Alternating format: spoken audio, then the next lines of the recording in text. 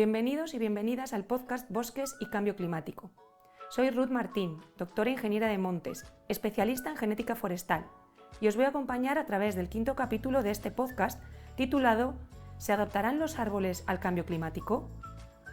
Ya hemos hablado de la importancia de los bosques y su gran complejidad, y hemos comentado algunos de los peligros a los que se enfrentan. Ahora hablaremos sobre adaptaciones.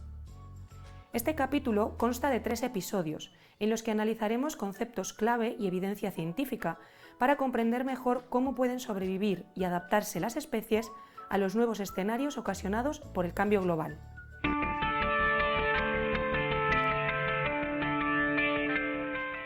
En este primer episodio, titulado Adaptación de los árboles al entorno, exploraremos qué significa ese término, qué características hacen tan peculiares e importantes a los árboles, qué factores afectan a la adaptación de las especies, etc.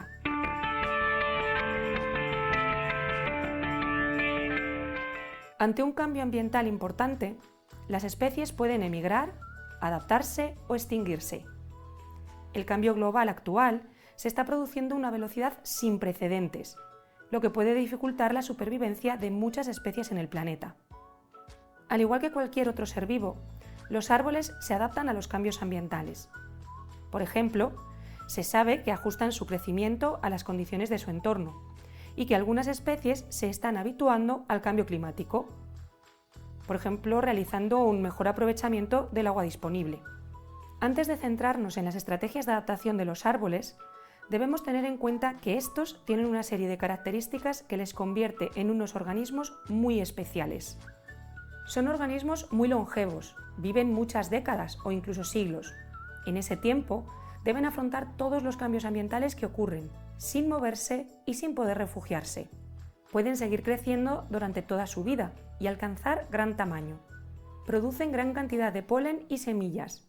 Por eso existe una gran diversidad genética dentro de cada especie. Sin embargo, de todas esas semillas, muy pocas llegarán a ser un árbol adulto. Las que lo consiguen habrán superado una gran competencia. Entre una generación de árboles y la siguiente pueden pasar muchísimos años, es decir, generalmente tardan muchos años en reproducirse. Además, tienen una importante capacidad de defensa frente a plagas y enfermedades.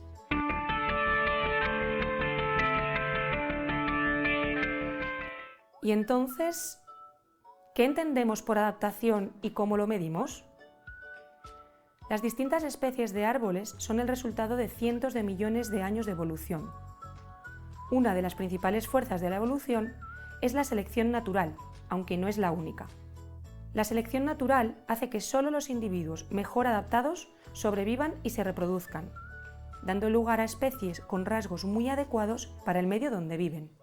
Además, favorece que en cada lugar se diferencien poblaciones de una misma especie con características distintas, que les permiten estar aún mejor adaptadas a su entorno. Por ejemplo, los pinos silvestres de Soria y de Finlandia son la misma especie, pero su aspecto exterior es diferente para adaptarse mejor al ambiente de cada sitio y pertenecen a poblaciones distintas. Ese aspecto externo de un árbol, lo que vemos, se llama fenotipo y lo estudiamos mediante distintos rasgos como el espesor de corteza, la cantidad de frutos, la altura o el diámetro, entre otros. Algunos de estos caracteres o rasgos fenotípicos pueden cambiar a lo largo de los años por el efecto del ambiente. Este efecto se conoce como plasticidad y puede llegar a ser enorme. La disponibilidad de recursos, es decir, agua, nutrientes o luz principalmente, el viento, las plagas o incluso el fuego, son factores ambientales que pueden provocar cambios importantes en el fenotipo de los árboles. Para entender cómo se adaptan las especies de árboles a su entorno, es necesario distinguir entre 2 factores fundamentales: su genética y el ambiente en el que viven. La variabilidad genética dentro de una especie y su capacidad de ajustar el fenotipo, ya sabes, el aspecto externo del individuo, ante ambientes diferentes, determina la capacidad de la especie para hacer frente al cambio global.